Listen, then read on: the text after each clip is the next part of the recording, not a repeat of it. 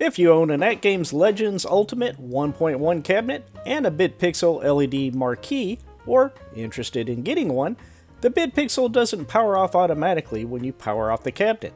In today's video, I'll show you a third-party solution that solves this problem. I'm John, and welcome to Wagner's Tech Talk.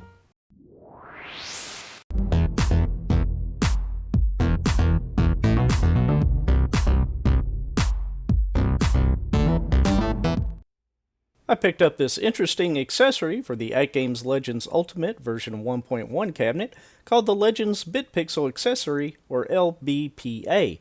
However, before we get into the details, NoticeBot is here to provide a quick disclaimer. Performing the steps shown will void any existing warranty with AtGames. Any modifications made to your Legends device are done so entirely at your own risk. This kit is a third-party product and is not certified by AtGames. Back to you, John. Thank you, NoticeBot. I found out about this product from the Legends Ultimate Reddit group. There, a small batch of devices were available on the A Custom Arcade Etsy store and decided to order one so we could check it out. I'll have links in the description below. So what does the LBPA actually do? If you own an ALU 1.1 cabinet and a BitPixel, or considering one, the BitPixel includes its own power supply. That is, when you power off the ALU, the BitPixel LED marquee remains on unless you physically unplug it or add some accessory switch such as a voice-controlled Wi-Fi adapter. The LBPA installs inside the cabinet, so when you turn the cabinet on or off, the BitPixel will do the same. Let's go ahead and open the box and see what all is included in this kit. With shipping and tax, the total price was $63. This long power extension cable will extend from the BitPixel marquee down to the LBPA, and the shorter power cable will connect to the ALU, and the micro USB to USB Type A will plug directly into the ALU. But of course, the heart of this kit is the custom LBPA board, which already has a 5-pin cable for the control bus. Let's take a closer look at the board itself. There are 2 USB Type A ports for attaching the BitPixel and ALU connection, a micro USB port, and 3 power connectors. Standoffs with double-sided tape are provided for easy mounting within the cabinet, which is a nice touch. There is a 2-page installation guide, which makes the process very easy. I'll add a link down below for that. There is no drilling necessary for the install. Just remove the back screws and plug everything in. Now, let's install the LBPA and try it out.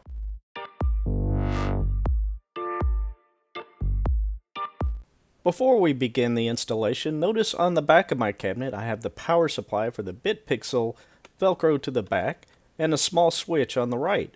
The ALU itself doesn't allow the BitPixel and the OTG to function simultaneously.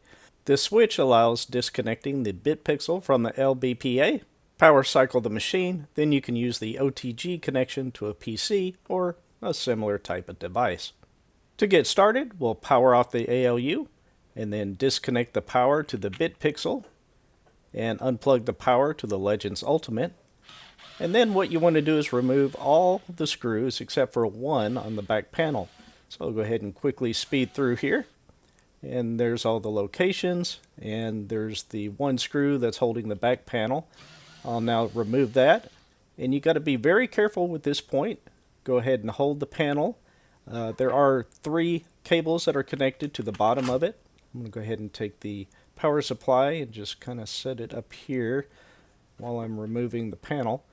Then go ahead and disconnect the 2 power cables and the blue Ethernet cable. We can now set the panel off to the side, and I'm going to go ahead and unplug the BitPixel. We no longer need this power adapter, so I'll set that off to the side. And instead, we'll use this longer power cable and extend it from the BitPixel down to the bottom of the cabinet. Now we'll plug in the BitPixel power into this port on the LBPA. Now we'll disconnect the 5-pin control bus cable from the ALU and connect it to the available port on the LBPA. There we go.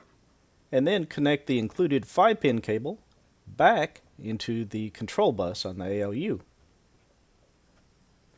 Next, unplug the USB cable from the ALU and plug it into the first USB port on the LBPA. Now we'll plug in the micro USB cable from the LBPA and plug in the Type A in into the ALU.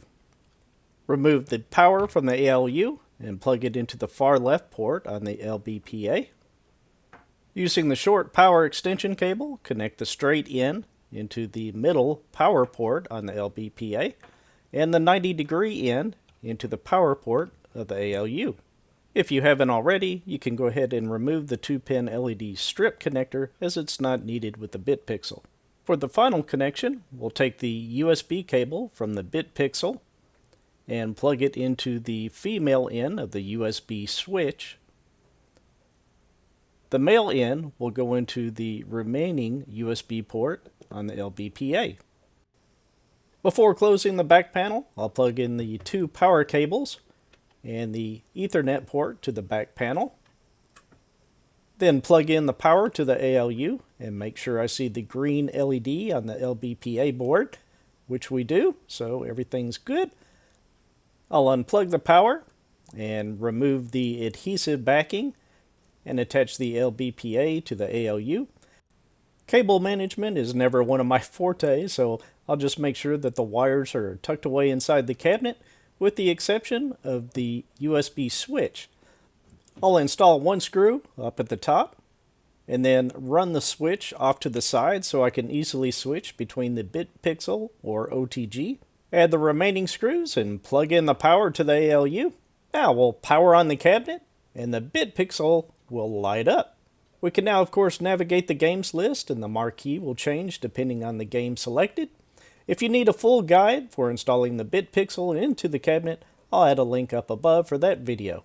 Now when we power off the ALU, the BitPixel is powered off at the same time. No more need for external Wi-Fi switches, manual unplugging, or other power adapters to power off the BitPixel. I've now flipped the switch to disable the BitPixel, power on the cabinet, and I'll demonstrate connecting a Super Console X stick to the ALU. I'll then load up Tekken 3 and we'll give it a quick try.